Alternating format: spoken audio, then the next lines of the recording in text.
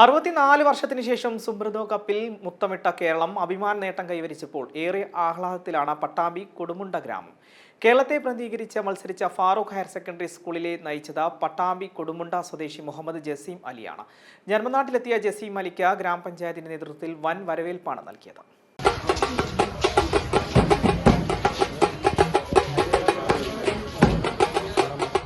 64 വർഷത്തെ നീണ്ട കാത്തിരിപ്പിന് ശേഷം കേരളം ആദ്യമായി സുബ്രതോ മുഖർജി ഇന്റർനാഷണൽ ഫുട്ബോൾ ടൂർണമെന്റിൽ ചാമ്പ്യന്മാരായപ്പോൾ ഫാറൂഖ് ഹയർ സെക്കൻഡറി സ്കൂളിനെ നയിച്ച ടീം ക്യാപ്റ്റൻ പട്ടാമ്പി കൊടുമുണ്ട സ്വദേശി മുഹമ്മദ് ജാസിം അലിയെ നാടൊരുമിച്ചാണ് ജന്മനാട്ടിലേക്ക് സ്വീകരിച്ചത്. ഗോകുലം കേരള FC-യാണ് ടീമിന് പരിശീലനവും സ്പോൺസർഷിപ്പും നൽകിയത്. പള്ളിപ്പുറം റെയിൽവേ സ്റ്റേഷനിൽ നിന്ന് വാദ്യഘോഷങ്ങളുടെ അകമ്പടിയോടെ നടന്ന ഘോഷയാത്രയിൽ നാടൊന്നാകെ പങ്കുചേർന്നു.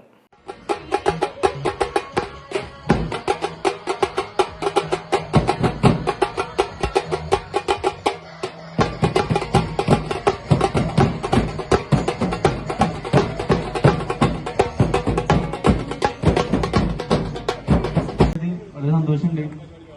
നാട്ടുകാർക്കും എൻ്റെ കൂട്ടുകാർക്കും എല്ലാവർക്കും സന്തോഷമുണ്ട്.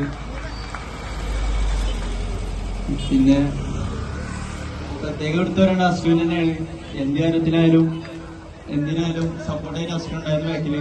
പിന്നെ റാഷക, എന്നെ വലിയക്കന്മാര് എല്ലാവരും ഉണ്ടായിരുന്നു. ഒപ്പം പിന്നെ എനിക്ക് എന്തെങ്കിലും കിട്ടണമെങ്കിൽ അതിൽ മെയിൻ കാരണം എൻ്റെ ഫാമിലി.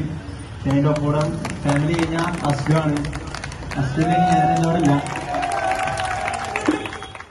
ടൂർണമെന്റിലുടനീളം തോൽവി അറിയാതെ ഫാറൂഖ് ഹയർ സെക്കൻഡറി സ്കൂൾ കാഴ്ചവെച്ചത് മിന്നും പ്രകടനമായിരുന്നു. ഫൈനലിൽ എതിരില്ലാതെ 2 ഗോളുകൾക്ക് ഉത്തരാഖണ്ഡ് അമ്യൂണിറ്റി പബ്ലിക് സ്കൂളിനെയാണ് കേരള ടീം തോൽപ്പിച്ചത്. M5 news, Palakkad.